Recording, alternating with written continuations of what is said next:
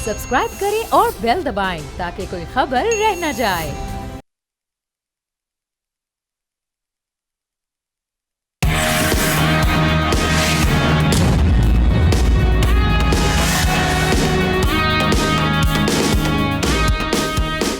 अस्सलामुअलैकुम, आप देख रहे हैं न्यूज़ पंच। मैं हूं आमना खटाना। आज नाजरीन अदालत ने तौहीन अदालत केस में फैसल वाडा और मुस्तफ़ा कमाल को शो कॉज नोटिस जारी करते हुए दोनों को ज़ाती हैसियत में तलब भी कर लिया और अगली समात में इनको पेश होने का हुक्म दिया गया है। जो आज रिमार्क्स सामने आए हैं वो आपके सामने रखते हैं। रिमार्क्स में ये कहा गया कि जनाब, अगर हम तौहीन अदालत पर कार्रवाई करेंगे तो क्या ये अदालत पर भी डंडे बरसा देंगे, ये डंडे लेकर चढ़ दौड़ेंगे, ये उनकी जानिब से कहा गया।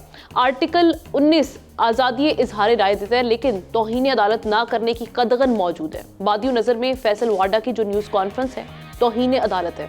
फैसल वाडा और मुस्तफ़ा कमाल को नोटिस जारी करते हैं, दोनों को बुला लेते हैं, हमारे मुंह पर आकर तनकीद करें, ये चीफ जस्टिस की जानिब से कहा गया है। दूसरी जानिब सेनेटर फैसल वाडा ने ये कहा है कि किसी ने मुझे प्रॉक्सी कहा है, जो कि उनका इशारा जाहिर है किनकी जानिब है। कल अतर बिन साहब ने जो रिमार्क्स दिए थे उनकी जानिब, वो कह रहे हैं अगर मुझे किसी ने प्रॉक्सी कहा है तो उसे सबूत पेश करना पड़ेंगे।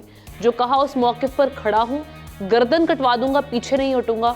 जो हमारी पगड़ी उछालेगा हम उसकी पगड़ी का फुटबॉल बना देंगे। कल इस बात पर जजेस की जानिब से तनकीद की गई और उसके बाद हमने देखा कि मुख्तलिफ प्रोग्राम्स में फैसल वाडा साहब ने अपना मौक़िफ़ पेश किया और वो डटे हुए हैं। वो कह रहे हैं मुझे कोई गाली देगा, जवाब में 2 गालियां दूंगा। इस डटाई से उन्होंने ये कहा।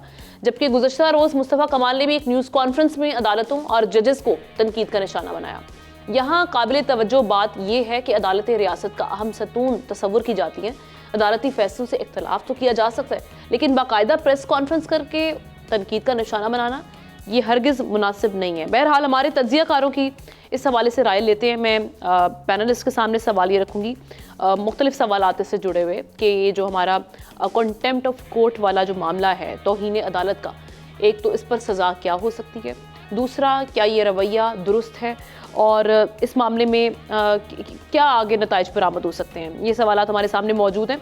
मैं पैनलिस्ट की तारुफ करवा देती हूँ। तशामुल हक साहब और हमाद रुहेला इस्लामाबाद स्टूडियो से हमें ज्वाइन करें।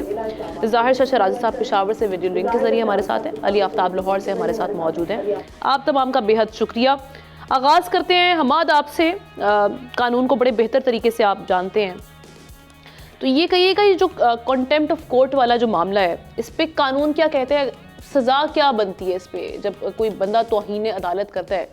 और दूसरा ये कि अगर कोई शख्स जस्टिफाई करने में नाकाम रहे तो पहले तो हम देखते रहे कि गैर मशरूत माफ़ी का कहा जाता रहा, माजी में अदालतों की जानिब से रफ़ा दफ़ा कर दिया जाता है मामला। लेकिन इस बार आप क्या देख रहे हैं इस मामले में, क्योंकि मामला इस बार बड़ा सीरियस है, जजेस का मामला है जो कि सब जुडिस है। बहुत सीरियस है। आप ये प्रेस कॉन्फ्रेंस जो हुई है अगर इसको देखिए तो जो एक गलत तासुर दिया जा रहा है वो ये तासुर दिया जा रहा है कि हमारे जजेस के पास या हमारे जजेस में से किसी के पास दोहरी शहरियत है। जिस हद तक मेरे पास मालूमात पहुंची हैं, जो अखबार मैंने पढ़ी है उसके अंदर तो ऐसी कोई चीज़ भी नहीं है, किसी जज के ऊपर भी ये इल्ज़ाम नहीं है। ग्रीन कार्ड की बात ज़रूर हुई है। ग्रीन कार्ड एक रेजिडेंसी का परमिट होता है, वो शहरियत नहीं होती।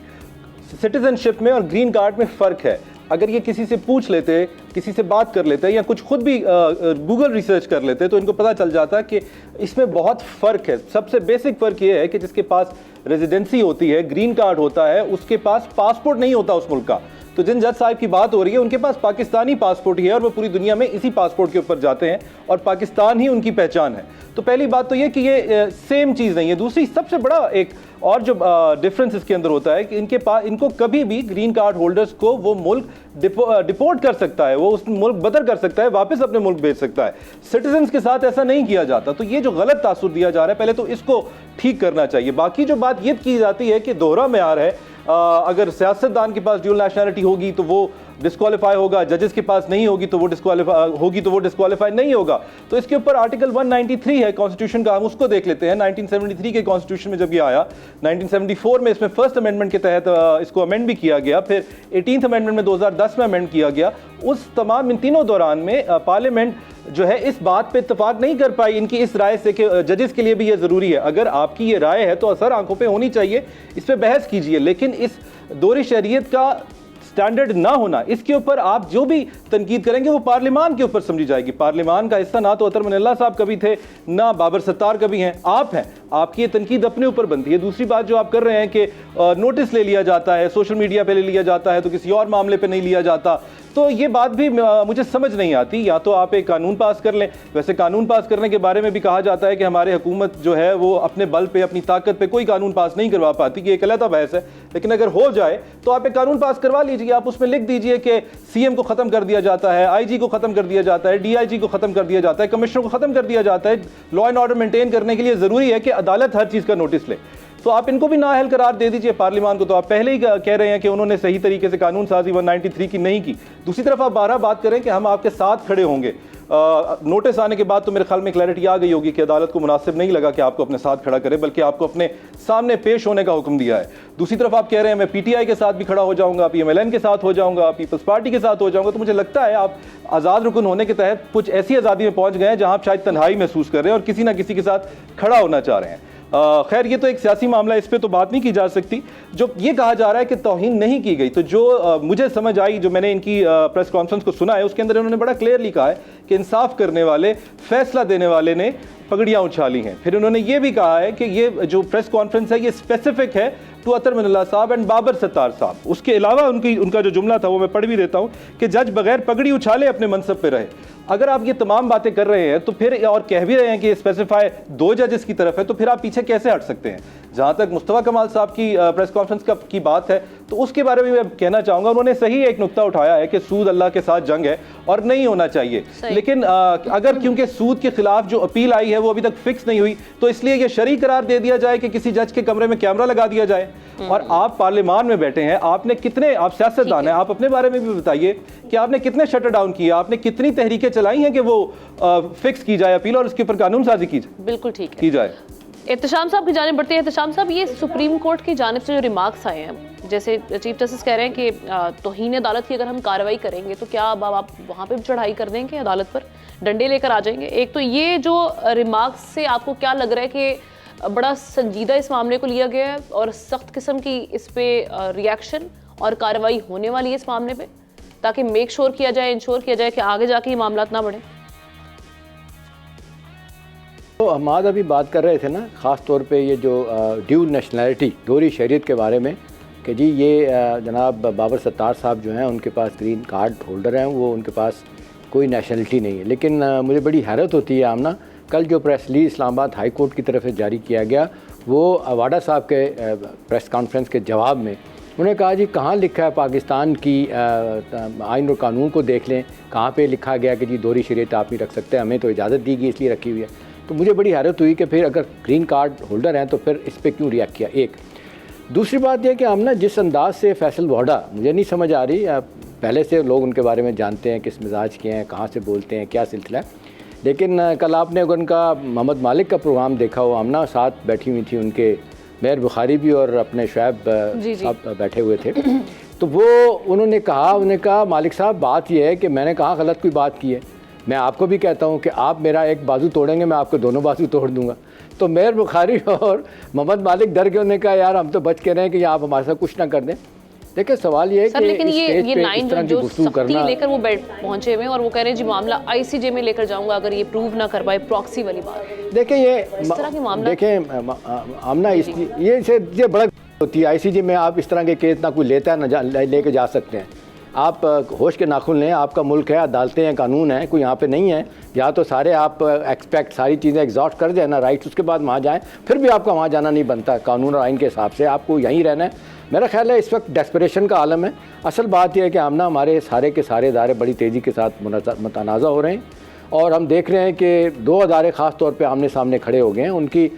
उनके जिसको कहना चाहिए हमायत में लोग बोल रहे हैं, कुछ वकला भी बोल रहे हैं अदालत के बिहाफ पे और कुछ जजेस भी बहुत बातें कर रहे हैं, और इसी तरह से हम देख रहे हैं कि मुख्तदर के बिहाफ पे भी बहुत सारे लोग बातें कर रहे हैं। लेकिन बुनियादी सवाल इस वक्त ये कि इस वक्त बड़ा सुसाइडल है, अदारे जिस तरफ चले गए हैं। देखें ना, वो आमतौर पर पाकिस्तान की सियासी तारीख के बारे में कहते हैं आमना कि 2 झटके लगे हैं सीधा नहीं हो सका। पहला 16 अक्टूबर 1951 जब लियाकत अली खान साहब को शहीद किया गया पिंडी में लियाकत बाग में। दूसरा 2014 10 बरस पहले जिस अंदाज से इस मुल्क को अदम इस्तेकाम का शिकार किया गया, 10 बरस हो गए ये नहीं शिकार अपना ठीक हो सका। अब सूरत हाल ये है कि अदलिया और इस्टेब्लिशमेंट दोनों आमने सामने हैं। अब होना ही चाहिए कि किसी तरीके से सॉरी करके पीछे हटा जाए। अब ये वाडा साहब का मामला जो आप पूछ रहे हैं, मुझे ज़ाती तौर पे लगता है कि अदालत इस स्टेज पे कोई सज़ा नहीं देना चाहती। उन्हें भी जिसको कहते हैं असासियत का एहसास है इस मसले का, वो सिर्फ मुझे लगता है डेटरेंस के तौर पे कुछ अपनी राय देंगे, कुछ बातें करेंगे।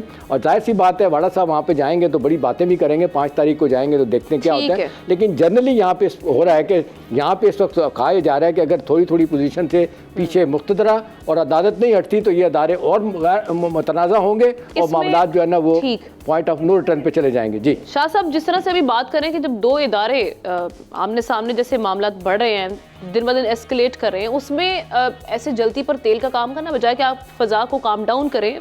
सेनेटर ये फैसल वाडा साहब, फिर 1-2 न्यूज़ कॉन्फ्रेंसेज हमने और भी देखी, तो ये सर ये मामला किस तरफ जा रहे हैं? बजाय कि मामला को ठीक करवाएं, ये किस नहज पे लेके जा रहे हैं इसको? देखिए, वैसे मैं ये समझता हूँ कि जहाँ भी इदारों के दरमियान कॉन्फ्लिक्ट आएगा मामला खराब ही होंगे। और अगर फैसल वाडा साहब ने यहाँ कंटेम्प्ट ऑफ कोर्ट किया या नहीं किया, लेकिन जैसे अहमद ने कहा कि ओपनली उन्होंने जज साहब को जो है वो थ्रेट भी किया, पगड़ियों की बात भी की, एक के बदले 2 बाजू तोड़ने की भी बात की। इसका मतलब ये है कि वो यही कहना चाह रहे हैं कि मैं लड़ने के लिए तैयार हूँ। मेरे ख्याल में इस किस्म का रवैया वो भी मतलब 2 जिम्मेदार, शायद मैं जज साहब की तो बात नहीं करूंगा, लेकिन सेनेटर साहब ने जो जिस तरीके से बात की है वो मेरे ख्याल में शायद मुनासिब नहीं है। और देखा जाए तो ये प्रेस कॉन्फ्रेंस वाडा साहब किस वक्त करते रहे और कैसे कैसे करते रहे, जरा अगर हम उसको पीछे जाके देखें तो हमें समझ आती है क्या वाकई वो प्रेस कॉन्फ्रेंसें खुद करते रहे या उनसे करवाई जाती रही हैं, या किसी ऐसे टाइम में वो जो है वो फीलर छोड़ते रहे हैं। क्योंकि मतलब मुझे तो समझ बिल्कुल नहीं आ रही कि ऑल ऑफ अ सडन जब एक क्राइसिस चल रहा था पीछा कुछ अरसा पहले मुल्क के अंदर, और एक हुकूमत को जो है वो असेंबली के अंदर बाकायदा नो कॉन्फिडेंस मूव से हटाया गया, जो कहना कि समझते रहे वो पार्टी के जीवन के साथ नाजायज किया गया। लेकिन उस वक्त भी आपने देखा वाडा साहब ने प्रेस कॉन्फ्रेंस की, उसके बाद जो हालात है उस वक्त भी प्रेस कॉन्फ्रेंस करते रहे। हमारे एक जर्नलिस्ट साथी जो है जब उनको शहीद किया गया कीनिया के अंदर, उस वक्त भी वाडा साहब जो है वो सरे फहरिस्त थे और बहुत सारी चीजें वो बाकायदा एक वॉशमैन की तरह मेज के ऊपर मुक्के लहरा के करते रहे। तो एक सवाल ये पैदा होता है कि वाडा साहब खुद क्या करैक्टर है, ये एक बड़ा अहम सवाल है। दूसरा देखें, अदालतें बेशक हम भी तनकीद करते हैं, अच्छे बुरी उसके फैसलों पे बात की जाती है, इस प्रोग्राम में भी होती है, इसके अलावा भी सहाफी बातचीत करते हैं, फैसला अच्छा था, गलत था, ऑब्जेक्टिव था, नहीं था, बैलेंस था, अनबैलेंस था, कानूनदान उसके ऊपर बात करते हैं, वकला उस पर बात करते हैं। लेकिन सवाल ये पैदा होता है कि वाडा साहब को ऑल ऑफ सडन कौन सा ऐसा मादर पिदर आजाद कैसे के वो उठ के उन्होंने डायरेक्टली ये बातें की। तो मेरे ख्याल में देखिए इन चीजों को देखना होगा। हर इदारे और हर जो हमारा मोअज़्ज़िज़ मेंबर है, चाहे वो जजेस जुडिशरी से है, चाहे वो सेनेट से है, चाहे वो पार्लियामेंट के दूसरे किसी शोबे से है, उसको अपनी जुरिस्डिक्शन के अंदर बात करनी चाहिए। अगर वाडा साहब को वाकई कोई इश्यूज है तो अदालतें हैं, चीजें हैं, वो कानूनी तौर पे जाकर रिलीव ले सकते हैं अगर उनको जाती तौर से कोई मसला आ रहा है। सही है अली, मामला जो हम देख रहे हैं ऑलरेडी, जिस तरह जजेस बारहा ये कह रहे हैं कि जी वो दबाव का शिकार है, और जिस जानिब इशारा भी किया जा रहा है, एक मामला सब जुडिस है जो हम देख रहे हैं कि इस वक्त सुप्रीम कोर्ट में केस भी चल रहा है इस मामले से, मुदाखलत के हवाले से। उसमें फिर हम ये देख रहे हैं कि आए रोज़ कुछ ना कुछ, पहले सोशल मीडिया पर भी इस तरह की मुहिम, उसका भी तस्करा किया गया इस्लामाबाद हाई कोर्ट की जजेस की जानिब से। अब तो बाकायदा न्यूज़ कॉन्फ्रेंसेज हो रही हैं। सुप्रीम कोर्ट इस मामले में संजीदगी से, ये जो अब मामला तौहीन अदालत का रेज हुआ है वहाँ पर, आप क्या देख रहे हैं, इस पर कार्रवाई करेगी, अब क्या फोर्सी करें? मैं इस वाक़े पे कमेंट करने के बजाय ना मैं जेनेरिक बात एक करना चाहता हूँ, और वो ये है कि जब भी किसी भी मुल्क की मईशत दिगरगूं होती है तो उसमें फिर स्पेस के लिए जो बहुत ज़्यादा ताकतवर होता है वो उतने ताकतवर नहीं रहता, वो जो स्पेस कंसीड करता है उसको फिर जो इतने ताकतवर नहीं होते वो स्पेस को लेने की कोशिश करते हैं। सो ये एक बड़ी नेचुरल सी चीज़ है। ये मतलब एग्जैक्टली प्रिडिक्ट ये तो नहीं किया जा सकता था कि जी कौन सा वाक़या कब होगा, लेकिन ये जो हो रहा है ये होना ही था, इसको किसी तरह से रोका नहीं जा सकता था। अब जो है देखने वाली चीज़ ये है कि अगेन पावर एक एक ऐसी चीज़ है कि जो आप हालात के साथ कभी आप गेन कर रहे होते हो, कभी आप लूज़ कर रहे होते हो ख़ुद से दानिस्ता तौर पे। सो देखने वाली बात ये है कि इस वक्त जो लोग हैं at the helm of the affairs, वो इसको इस तरह से देखेंगे कि अच्छा फ़िलहाल वो टाइम है कि हमें अपनी स्पेस थोड़ी सी लूज़ कर देनी चाहिए, दूसरों को ज़रा एम्पावर कर देना चाहिए। कल को जब मईशत अगर बदलेगी तो फिर हम इसको इस तरह से काउंटर करेंगे, या ये जाते हैं तसादुम की तरफ, क्योंकि अगेन अगर तसादुम की तरफ जाएंगे तो भी करेंगे लूज़ ही। अगेन ये पूरी दुनिया जो है ना, अब ये इकॉनमी के ऊपर चलती है। सो जो पावर्स जो कुछ ये पहले एक्सरसाइज कर चुके हैं, जो कुछ ये पहले देख चुके हैं, वो अब वैसे नहीं रहेगा। जैसे जैसे इकॉनमी बदलेगी हालात बदलेंगे। बिल्कुल ठीक है, आपका भी इस हवाले से पॉइंट ऑफ व्यू आ चुका है और अब देखते हैं क्या इस मामले में आगे जाके क्या होता है। चूँकि अगली समात में और जिस तरह से मुस्तफ़ा कमाल साहब जिनको शो कॉज नोटिस जारी किए गए उन्हें बुला लिया गया है, आगे जाके पता चलेगा मामलात का। एक ब्रेक लेते हैं, ब्रेक के बाद हाजिर होते हैं।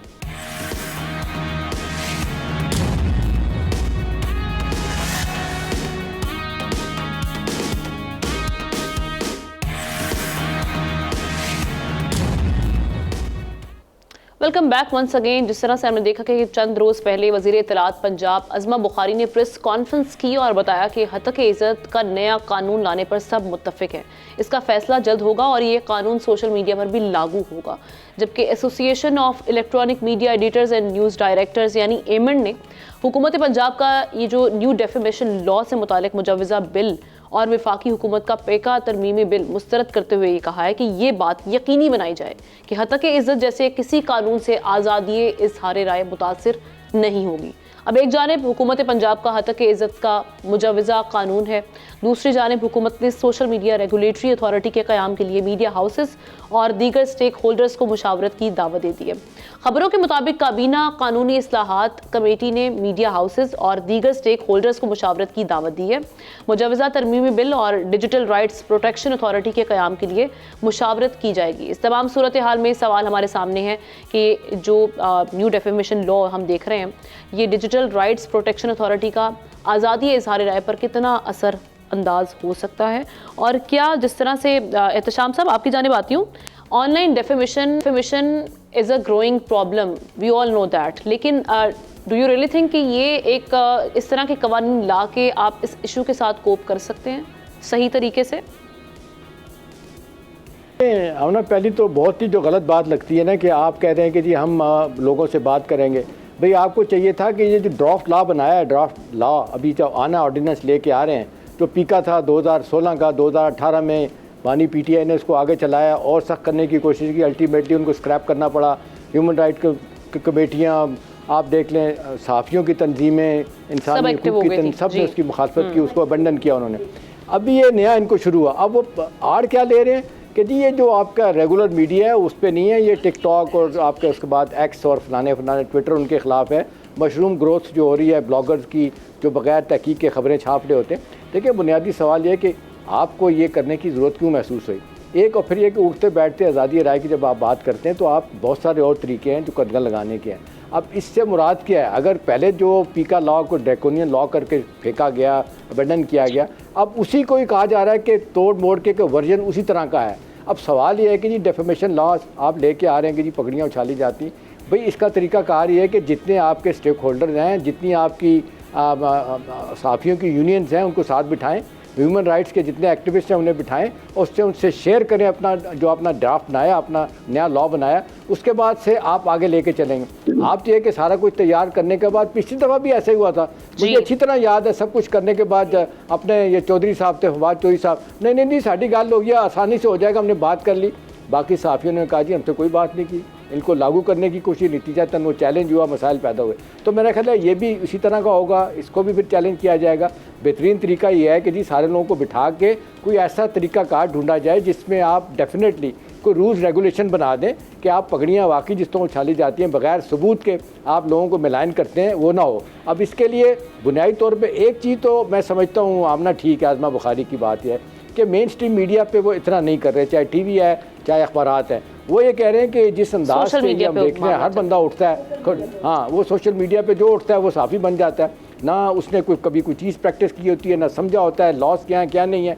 और सिर्फ माजरत के साथ आमना, आप तो ज़्यादा समझती हैं, हर बंदा जो है ना सिर्फ डॉलर कमाने के चक्कर में सारा दिन झूठ बोला जाता है, इन्फॉर्मेशन किसी के पास नहीं होती। अब क्योंकि सवाल होता है कि लोग पूछते हैं कि जी सोर्स बताएं, सोर्स बताते नहीं हैं, और कभी अदालत में चले जाएँ तो वहाँ मुश्किलात हो जाती हैं। तो कहीं ना कहीं कदगन तो ज़रूर लगनी चाहिए, लेकिन तरीकाकार ऐसा हो जिसकी एक्सेप्टेबिलिटी हो, हमारे सारे स्टेक होल्डर उसको मंजूर करे, उसके बाद इसको आना चाहिए। राइट। शाह साहब, गुज़श्ता रिकॉर्ड भी देखा जाए तो नून लीग की हुकूमत ने अपनी गुज़श्ता हुकूमत में भी कोशिश की थी ऐसे ही लॉज लाने की जिससे कंट्रोल किया जा सके मीडिया को। उसके बाद पीका तरमीमी बिल, ये पीका ऑर्डिनेंस लाने की जो कोशिश की गई उसको भी रिजेक्ट किया गया। आप समझते हैं कि ये वाला जो मामला है ये सुकून से आराम से ये पास करवा लेंगे? पीर को वैसे पंजाब असम्बली में पेश किया जा रही है, इजीली हो जाएगा मामला? हमने एक जो अहम इशू है वो ये है कि आपको मैं वैसे बिल्कुल जैसे शाम साहब ने कहा, इस बात से इत्तेफाक करता हूँ कि जिस तरीके से सोशल मीडिया या ई मीडिया को यूज़ किया जाता है कैरेक्टर असैसिनेशन के लिए, इदारों को मिलान करने के लिए, मजहबी मुनाफत फैलाने के लिए, अपने पॉलिटिकल एजेंडाज के लिए, और हम कह सकते हैं इवन आपका जो रिलीजियस एजेंडाज है उसके लिए भी इस्तेमाल हो रहा है और अनब्राइडल्ड है। मैं हमेशा ये कहता रहूँ कि इसको आप रेगुलेट ज़रूर करें। हाँ, दूसरा जो आपका सवाल है कि वाकई इसको रेगुलेट करने के लिए किया जा रहा है या वाकई इस के पीछे को चुप करवाने के लिए किया जा रहा है? हमेशा यही सवाल होता है। देखें, आपके पास कवानीन सारे हैं, पीका लॉज हैं, आपके पास डिफेमेशन के लॉज हैं, सिलेंडर के लॉज हैं, आपको प्रेस फ्रीडम का आपके पास लॉ है, सारी चीजें मौजूद हैं, लेकिन उसके बावजूद उसकी इम्प्लीमेंटेशन में बिल्कुल प्रॉब्लम्स होती हैं। लेकिन आप क्या वाकई सारी चीजों को कंट्रोल करना चाहते हैं, आप ब्लैकआउट करना चाहते हैं, ये भी एक सवाल है।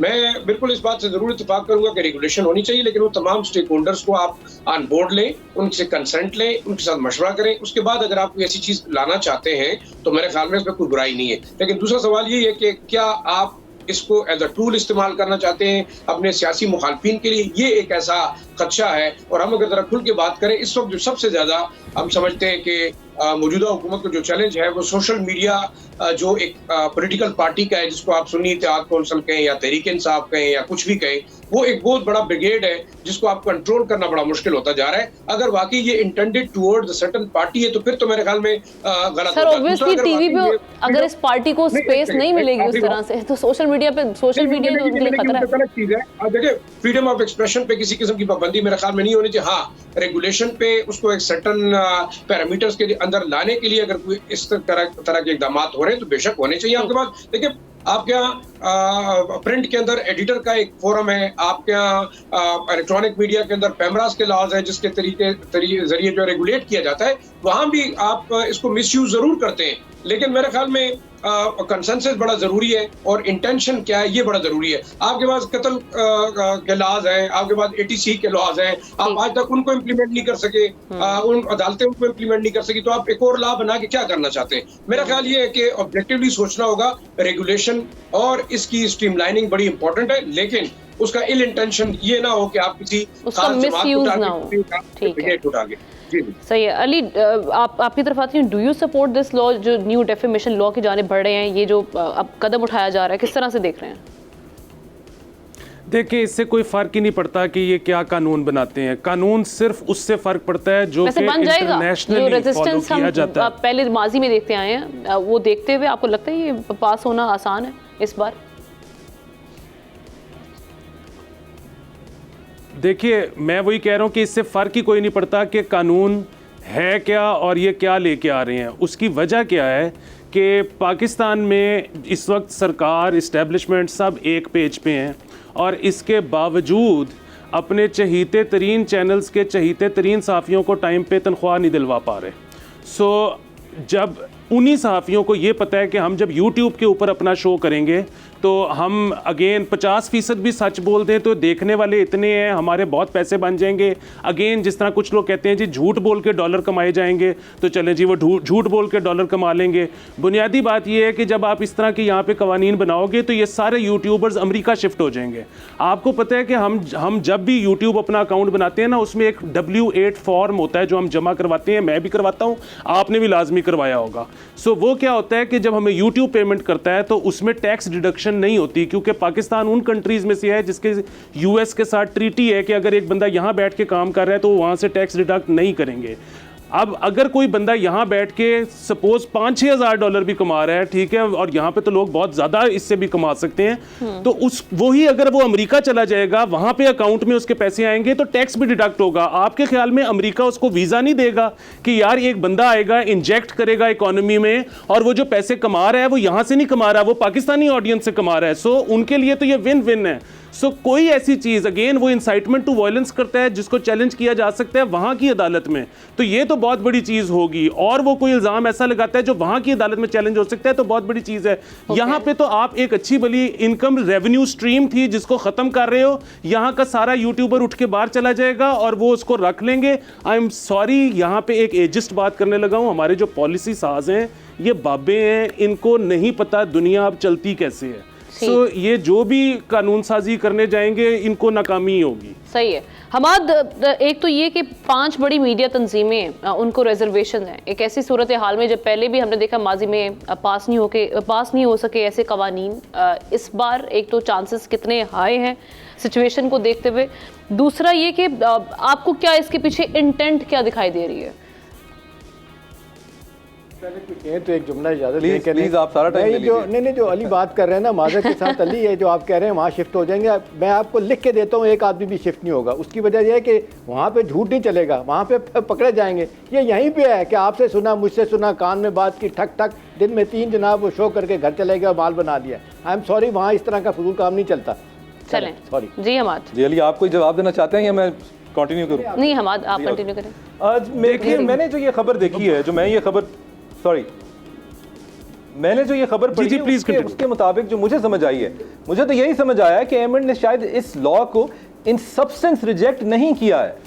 उन्होंने इस कानून साजी के अमल पे सवाल उठाया है कि आपने हमें इंक्लूड नहीं किया, आपने स्टेक होल्डर्स की राय नहीं ली। तो ये मुतालबा तो बिल्कुल जायज़ है। जमहूरियत का असल हुस्न यही है कि अवाम अपने नुमाइंदों के थ्रू कानून साजी में हिस्सा ले। जमहूरियत का हुस्न सिर्फ वोट डालना तो नहीं है, या अपोजिशन में बैठ के हुकूमत गिराना ही तो जमहूरियत का हुस्न नहीं होता। अगर वो कानून साजी के अमल में इंक्लूड करें इनको और एक बेहतर लॉ को सामने लेके आएँ तो ये एक बहुत अच्छी चीज़ है। मेरे ख्याल में पिछले शोज़ को भी अगर मैं सामने रखूँ तो तमाम पैनलिस्ट की इस बात पे हमेशा इत्तफाक रहा है कि हमारा करंट डेफेमेशन लॉज जो है, हमारा करंट जो सिस्टम है वो बहुत वीक है। अगर वो बहुत वीक है और उसको रिप्लेस किया जा रहा है तो अच्छे की उम्मीद रखनी चाहिए कि कुछ शायद बेहतर चीज़ें आएँ। ड्राफ्ट में कुछ चीज़ें गलत भी होंगी, कोई भी कानून कभी भी अपनी पहले ही ड्राफ्ट में मुकम्मल शक्ल नहीं इख्तियार करता। मेरे नज़दीक अगर आप उसको जज करना चाहते हैं तो ये देखना चाहिए कि कौन सा कानून अपनी हदूदों कयूद का तयन स्याह सफ़ेद में प्रॉपरली कर लेता है। क्योंकि जितना लिमिटलेस आप लॉ को करते हैं और जितना वेग आप लॉ को रखते हैं, उतना उसका मिस यूज़ हो सकता है, उतना उसको गलत तरीके से इस्तेमाल किया जा सकता है, पॉलिटिकल विक्टिमाइजेशन के लिए इस्तेमाल किया जा सकता है, और तरीक़ों से इस्तेमाल किया जा सकता है, अब्यूज़ ऑफ लॉ होता है। इसी तरीके से जो दूसरा इसका एक सेक्टर, अगर बल्कि मैं इसी बात को मुकम्मल कर लूँ कि अगर हम इस लॉ को देखें कि ये अपनी हदूदों कयूद का तयन कर पाया या नहीं, तो इसकी डेफिनेशन क्लॉज देखनी पड़ेगी जहाँ पे बात की गई है कि डेफेमेशन में क्या क्या चीज़ें आ जाती हैं। वहाँ मुझे लगता है वो एक गौर तलब मामला है। उसके बारे में जो इंक्लूड किया गया है वो रेडिक्यूल करने को भी इंक्लूड किया गया है कि अगर कोई किसी को रेडिक्यूल भी कर रहा है तो वो भी डेफेमेशन में आ जाएगा। ये मेरे ख्याल से एक अच्छी डेफिनेशन नहीं है। इस डेफिनेशन पे मजीद काम होना चाहिए। मीटिंग कॉल कर ली गई है, शायद इसको डिस्कस किया जाए। अगर इसी डेफिनेशन को पास किया जाता है तो जितने मिमिक्री आर्टिस्ट हैं, जितने कैरिकेचर्स बनते हैं, डमीज बनते हैं, वो तमाम भी डेफेमेशन के अंदर आ जाएंगे। मेरा नहीं ख्याल कि ऐसा होना चाहिए। बाकी दूसरी बात जो मैं कर रहा था वो ये थी कि हर कानून के अंदर मतवाजन सज़ा होनी चाहिए, लेकिन वो इस हद तक सख्त ज़रूर हो कि वो डिटरिंग फैक्टर हो। इससे पहले जो हमारा कानून था उसमें 50,000 के जनरल डैमेजेस थे, वो भी किसी खुशकिस्मत को मिला करते थे। अब इसको बढ़ा दिया गया है, 30 लाख तक लेकर जाया गया है। अब वो ज़्यादा है कम है, उस पर ज़रूर बहस हो सकती है कि बहुत ज़्यादा कर दिया है, इसको मजीद कम करे, या अभी भी मजीद इसको बढ़ाने की गुंजाइश है। तो एक और इसके साथ ही अगर ये डैमेजेस बढ़ाए गए हैं तो डिफेंडेंट को भी हक दिया गया है इसके अंदर कि उसको भी प्यूनिटिव डैमेजेस मिलेंगे अगर कोई झूठा केस उसके खिलाफ करेगा कोई क्लेमेंट। तो इस पे बहस होनी चाहिए, इसके ऊपर हमें अज्यूम नहीं कर लेना चाहिए कि नेगेटिव इंटेंट है। ठीक है Ali, I am sorry I couldn't hear you back then. आप कुछ रिस्पॉन्ड करना चाह रहे थे, क्विकली करें ताकि मैं फिर ब्रेक के जाने बढ़ूं। जी देखिए, मैं तो सिर्फ इतना कह रहा था कि पाकिस्तान में एक चैनल है जिसका हम चले यहाँ पे नाम नहीं लेते, लेकिन वो अब इंग्लैंड में नहीं चलता। क्योंकि उस पर इतने सारे केसेस हुए जो कि साबित हुए, जिनको जुर्माने हुए। सो वो सारे मतलब ये सोशल मीडिया वाला मसला तो आज का है ना, तो चैनल्स के ऊपर जो कवानीन लागू होते हैं वो तो यहाँ पे बने हुए हैं, तो वही सारे फैसले पाकिस्तान में क्यों नहीं आ सके? ठीक है, आपको ये भी करने के लिए इंग्लैंड जाना पड़ता है। सो अगेन इंग्लैंड में जो चीज़ जिस तरह इत्तेशाम साहब ने कहा ना कि वहाँ पे आप जो नहीं कर सकते वो आपको कानून के कटहरे में खड़ा कर देंगे, एग्जैक्टली जो वहाँ पे नहीं चल सकता वो नहीं चलेगा। यहाँ पे क्या कानून बनता है, क्या कानून नहीं बनता, उसकी कोई वुक्कत नहीं है। यहाँ पे एम्प्लॉइज को तनख्वाह नहीं मिलती, आप कुछ ले सकते हो अदालत से? बिल्कुल ठीक। चलें जी, हम एक ब्रेक लेते हैं, ब्रेक के बाद हाजिर होते हैं। तो मामला जरा से अभी हम देख रहे हैं कि गजा में जो सारी सिचुएशन बनी हुई है, आज उस पर भी बात होगी। Stay with us.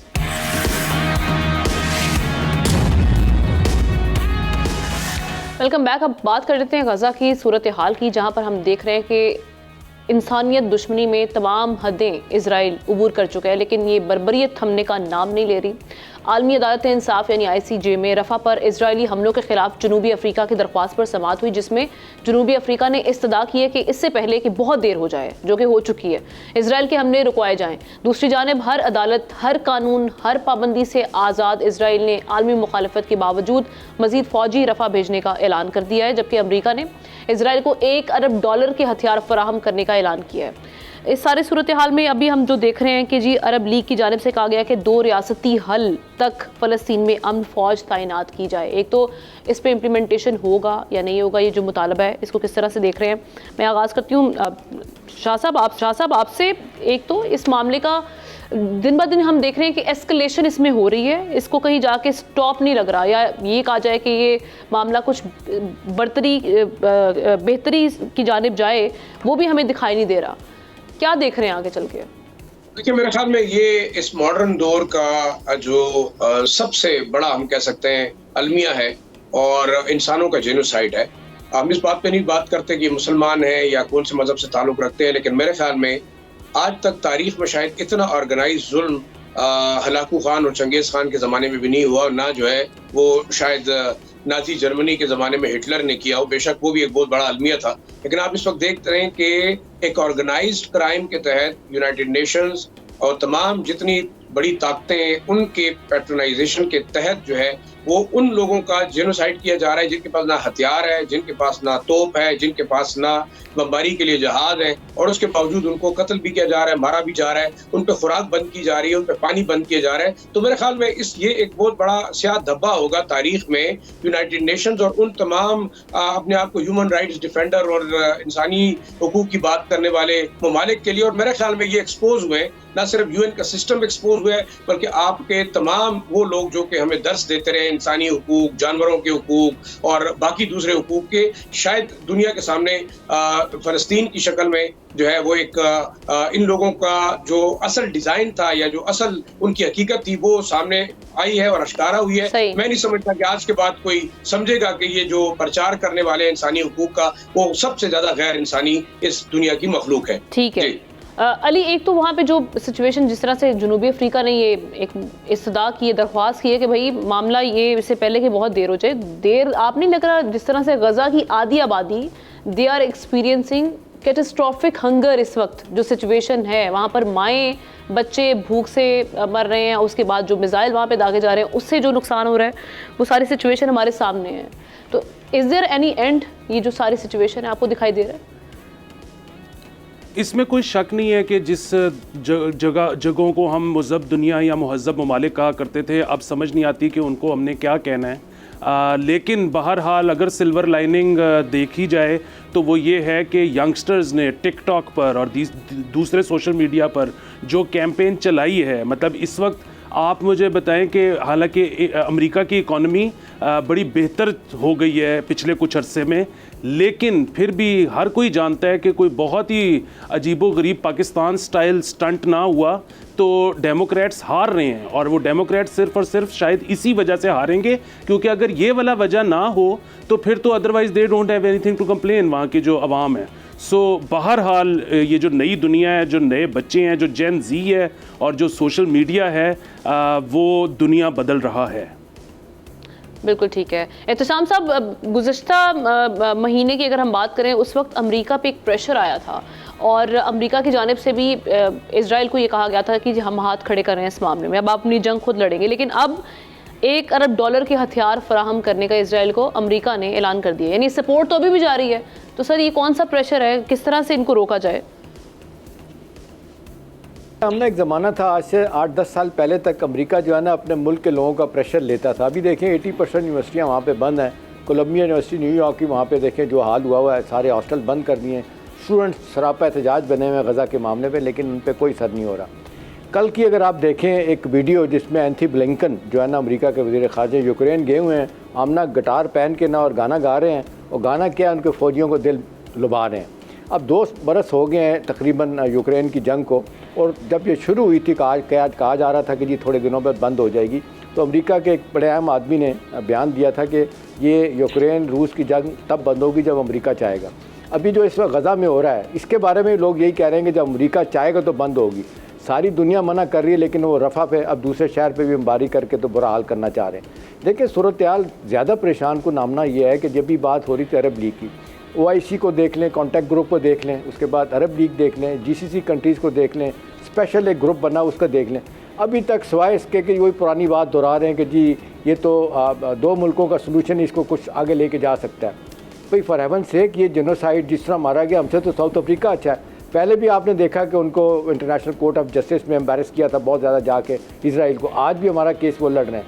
57 ममालिक कहाँ हैं? और फिर देख लें सबको अमेरिका ने डरा के अपने मफादात हासिल कर रहे हैं। देखें इस वक्त सऊदी अरब दुनिया का दूसरा बड़ा मुल्क है जो हथियार इंपोर्ट कर रहा है। पहला यूक्रेन है, चाहे मुफ्त में मिलने, तीसरा जो है ना इंडिया है, क्योंकि उन्होंने इतना डरा दिया अमेरिका ने कि वो सारे असला खरीद रहे हैं। नेटो इतना एक्सपैंड कर रहा है कि वो ममालिक स्वीडन, नॉर्वे वो मेंबर बनते चले जा रहे हैं। तो मेरा ख्याल है सब कुछ कहने के बावजूद अमेरिका की पॉलिटिक्स इस वक्त मानी जा रही है, और मुझे लगता है कि इलेक्शन के बाद ही पता चलेगा मामला किधर जाता है। ये मामला तो हम देख रहे हैं कि मोर और लेस सेम ही है, अभी तक इसमें कुछ चेंजेस नहीं आई, कुछ रवैये में तब्दीली नहीं आई, एटीट्यूड में तब्दीली नहीं आई, वो चाहे इसराइल का हो चाहे उनके एलाइज का हो। तो ये मामला फिर कैसे एंड की जानिब जाएगा? ये जिस तरह से ICJ में भी मामला मौजूद है, ICJ में भी मामला मौजूद है। ICJ इससे पहले भी ऑर्डर्स पास कर चुका है। 26 जनवरी को एक ऑर्डर आया था, उस पर डायरेक्ट किया गया था कि आप कत्लेआम को रोक दीजिए। आर्टिकल 2 और आर्टिकल 3 के तहत जेनोसाइड कन्वेंशन के और ये डायरेक्शन दी गई थी। साथ ही साथ ये भी कहा गया था कि आप प्रिवेंटिव मेजर्स भी लीजिए कि आने वाले वक्त में ऐसे कोई कत्लेआम ना हो, कोई सिविलियंस की जानें ना जाएँ, बच्चों और औरतों की जानें ना जाएँ। लेकिन हमने देखा कि उसका भी इम्प्लीमेंटेशन नहीं हुआ। उसके बाद इनको एक और ऑर्डर पास करना पड़ा जो कि मार्च के महीने में गालिबन 28 मार्च में आया था। उसमें उनको ये भी कहा गया कि जो ह्यूमैनिटेरियन असिस्टेंस आ रही है दुनिया की तरफ से, कौमों की तरफ से, वो जिन बच्चों के लिए आ रही है, औरतों के लिए आ रही है, आप यकीनी बनाएं कि वो उन तक पहुंच जाए, रास्ते खोले जाएं ताकि ये एड उन तक पहुंच जाए। लेकिन हमने फिर भी देखा कि वो हालात बेहतर नहीं हुए। और जो सबसे तशवीशनाक बात है, जो रफा गवर्नरेट के नाम से उन्होंने एक जगह आइडेंटिफाई की है जहां पर उन्होंने कहा है कि लोगों को आ जाएं जो जिनके ऊपर हमला नहीं किया जाएगा। पहले उनको वहां इकट्ठा किया गया 15 लाख लोगों को, फिर उनसे जरूरियात जिंदगी छीन ली गई और उसके ऊपर भी हमले किए गए। तो ये तमाम चीजें अभी आगे मजीद बिगड़ती दिखाई। ऑलराइट, चले हम सबका शुक्रिया अदा करेंगे। प्रोग्राम चाहता है कल आपसे मुलाकात होगी। अल्लाह हाफिज।